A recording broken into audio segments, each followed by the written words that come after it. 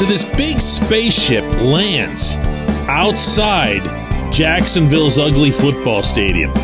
And out of it come 5 goofy-looking aliens.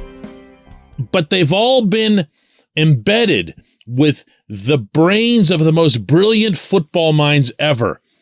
And they go into TIAA Bank Field and they watch from the press box the Steelers quarterbacks in that game last night. They have no idea about circumstances or age or contract or anything, and they're just told to pick the best of them. Who would the aliens take? Good morning to you. Good Sunday morning. I'm Dejan Kovacevic of DK Pittsburgh Sports.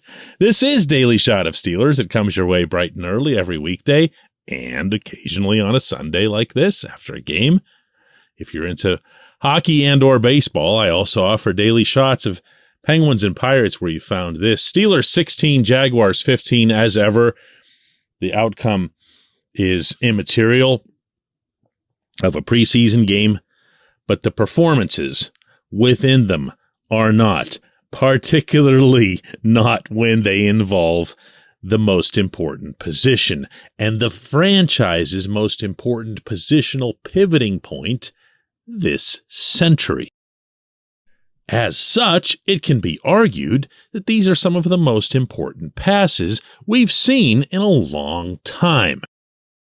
It wasn't super easy, at least not numerically, to discern between Kenny Pickett, Mitch Trubisky, and Mason Rudolph for a bunch of different reasons. The offensive line was absolutely horrific while Trubisky was on the field. The same line got a little bit better when Pickett was out there, and by the time Rudolph came on for the second half, he was, as Mike Tomlin himself would acknowledge later, a varsity player performing against JV guys. He did well, but the same argument that we had that was downplaying Pickett the previous week. However, there are numbers and there are your eyeballs. Oh, and also the eyeballs of the space aliens. And they and we all saw the same thing. Pickett went out there, taking over for Trubisky in the second quarter, playing behind the same guys and incidentally against the same guys, since Doug Peterson chose to have the Jaguars go with their first team for the entire first half. And all he did was adjust. Jaguars came at him just as hard.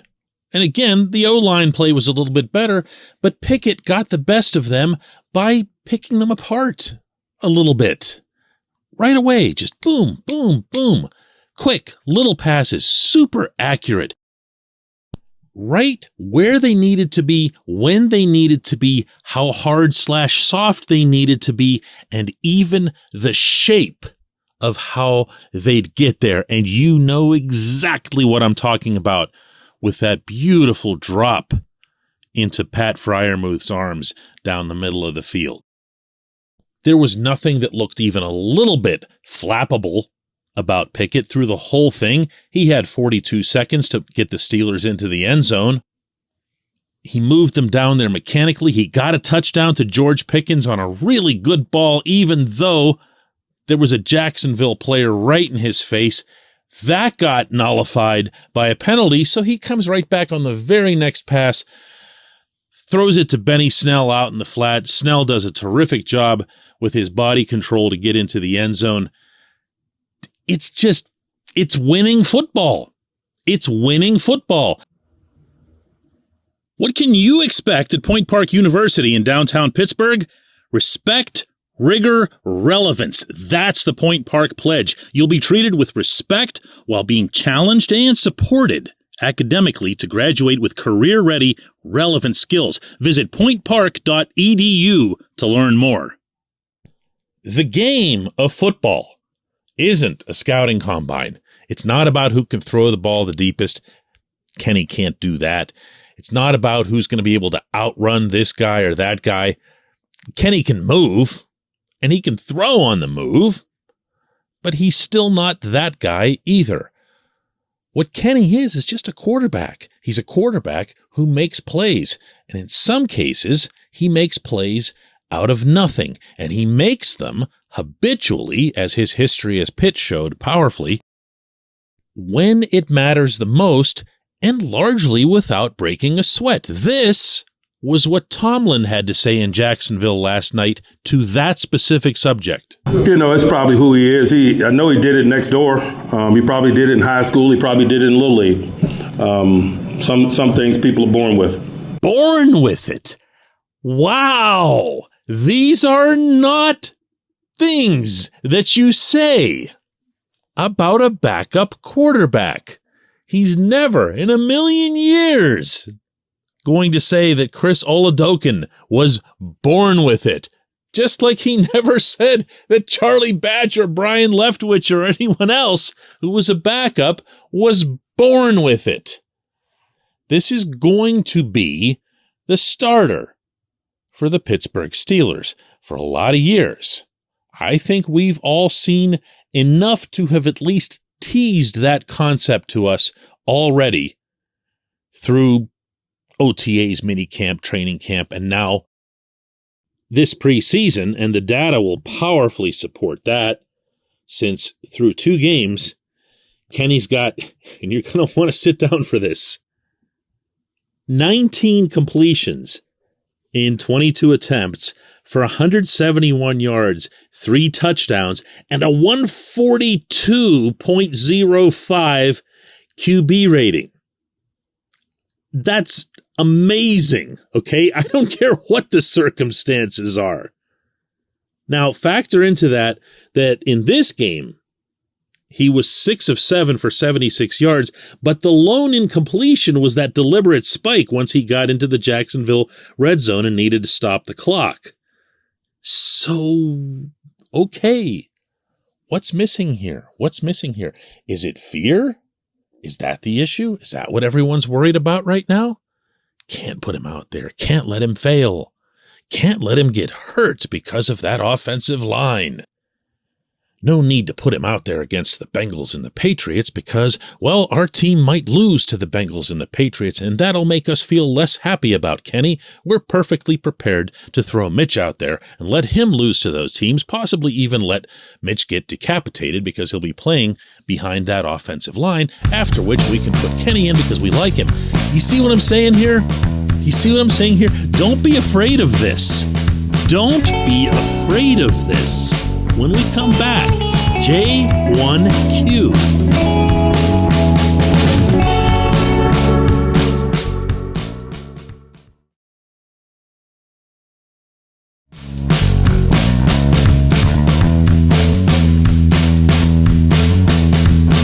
This portion of Daily Shot of Steelers is brought to you by our friends at Mike's Beer Bar. They're located directly across Federal Street from PNC Park. They are the one, the only, the premier destination in Pittsburgh for craft beer. More than 500 craft beers available, more than 350 of those local, and more than 80 of those on tap.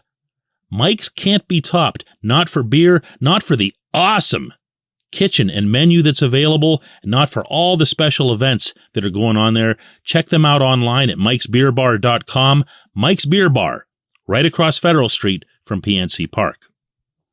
And today's J1Q comes from Danny, who says, DK, I went to the game here in Jacksonville, and let me tell you, that O-line was scary bad. What in the heck do we do about it? Is this going to be like last year again?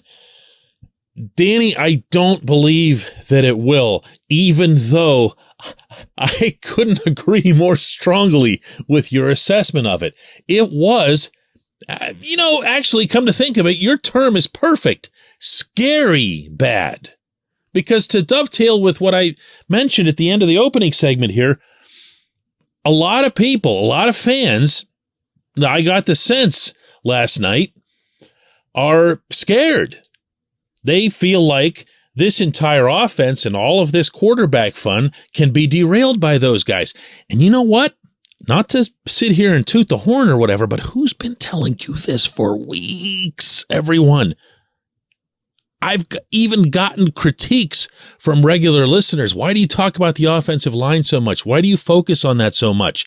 It's not a sexy position. I get that. It's not something that you're going to hear about on Hot Takes Radio or whatever. But it's the actual thing. It's the swing vote for this football team as a whole. It has been all along. That didn't change last night. Yeah, there were some encouraging moments in the Seattle preseason opener. I acknowledge those. I also went through a laundry list that very night of things that I didn't like. And I did mention to you along the way, there were some things that Dan Moore did that didn't look good. How'd he look last night, huh? Not so great. I mentioned, and I might have been the only person anywhere, even citing his name, that James Daniels looked lousy to me. I didn't notice it as much live, but I sure did on the film. And then there goes Daniels last night just getting blown up. Blown up. Now, I could go through all of these guys and find some kind of flaws from last night.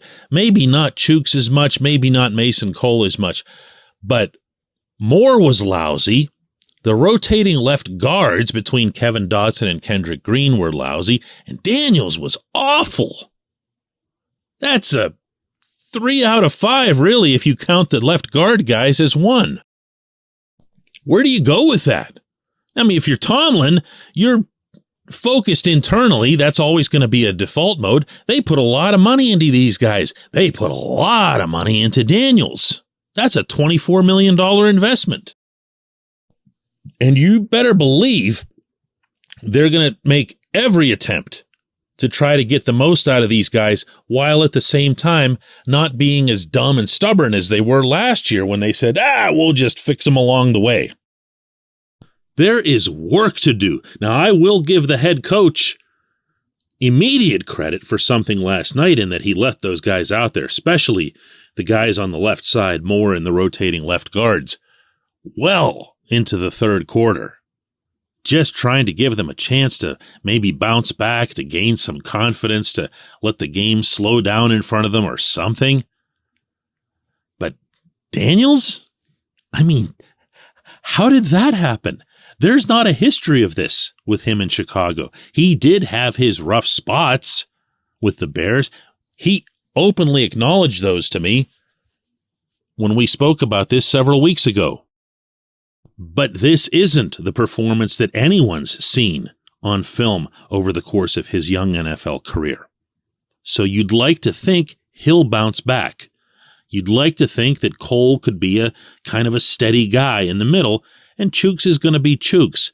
But that left side, that's going to get your QB killed, okay?